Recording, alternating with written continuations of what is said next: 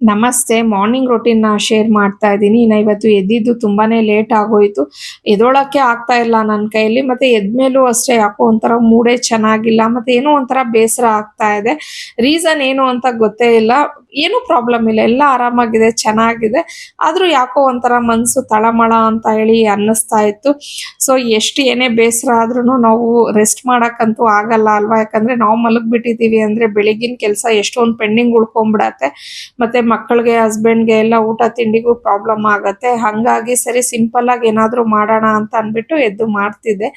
ಒಂದೇ ಸತಿ ತರಕಾರಿ ಸಾರು ಮಾಡ್ಬಿಡೋಣ, ಅದು ಮುದ್ದೆಗೂ ಆಗತ್ತೆ. ಹಾಗೆ ಸ್ವಲ್ಪ ದೋಸೆ ಬ್ಯಾಟರ್ ಇತ್ತು. ಸೊ ಟಿಫನ್ ಹೆಂಗೋ ಮ್ಯಾನೇಜ್ ಆಗತ್ತೆ ಅಂತ ಹೇಳಿ ಪ್ಲಾನ್ ಮಾಡ್ಕೊಂಡು ಆ ತರ ಮಾಡಿದೆ. ಸೊ ನಮ್ಮ ಲೇಡೀಸ್ಗೆ ಕೆಲವು ಸತಿ ಈ ತರ ಎಲ್ಲ ಆಗತ್ತೆ ಅಂತ ಹೇಳಿ ಅನ್ಸುತ್ತೆ. ಆದ್ರೂ ಏನೇ ಆದ್ರೂನು ನಮ್ಮ ದಿನನಿತ್ಯದ ಕೆಲಸಗಳನ್ನ ನಾವು ಸ್ಟಾಪ್ ಮಾಡೋದಕ್ಕಂತೂ ಆಗೋದಿಲ್ಲ. ಅಂದ್ರೆ ನಮ್ಮ ಮನ್ಸು ಒಪ್ಕೊಳ್ಳೋದೇ ಇಲ್ಲ ಅಲ್ವಾ?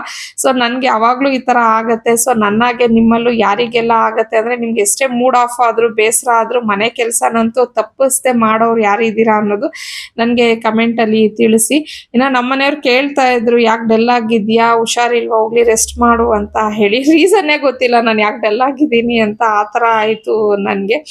ಆಮೇಲೆ ಇಲ್ಲ ಎಲ್ಲ ಸರಿ ಹೋಗುತ್ತೆ ಬಿಡಿ, ಕೆಲಸ ಎಲ್ಲ ಮಾಡಿ ಸ್ವಲ್ಪ ಹೊತ್ತು ರೆಸ್ಟ್ ಮಾಡ್ತೀನಿ ಅಂತ ಅವ್ರಿಗೂ ಹೇಳ್ಬಿಟ್ಟು ಇನ್ನ ಎಲ್ಲ ಕೆಲಸ ಆದ್ಮೇಲೆ ಸ್ವಲ್ಪ ಕಿಚನ್ ಎಲ್ಲ ಕ್ಲೀನ್ ಮಾಡ್ಕೊಂಡು ಗಿಡಗಳನ್ನೆಲ್ಲ ನಾನು ಬಿಸಿಲಿಗೆ ಇಟ್ಟೇ ಇರಲಿಲ್ಲ. ಯೂಶಲಿ ನಾನು ಒಂದು 15 ದಿನಕ್ಕೆ ಒಂದ್ಸತಿ ಇಡ್ತೀನಿ.